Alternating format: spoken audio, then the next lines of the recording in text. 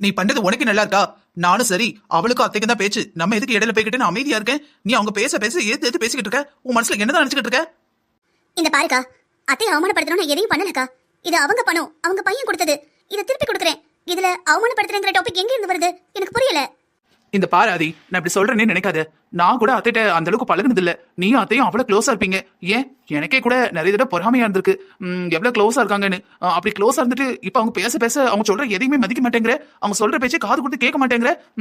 அப்ப அவங்க கூட இருந்தது உண்மையா இல்ல இப்ப ஒண்ணு நடந்துக்கிறல்ல இது உண்மையா? நான் கூட உன்னை பத்தி என்னமோ நினைச்சேம்மா.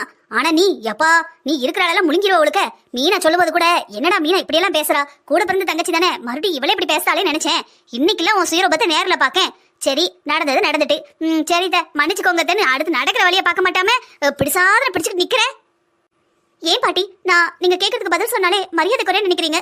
நீங்க கேட்டு நான் ஏதாவது பதில் சொல்லணும்னாலும் மரியாதை இல்லாம அமைதியா நிக்கிறேங்கிறீங்க. என்னதான் பண்ண சொல்றீங்க? எனக்கு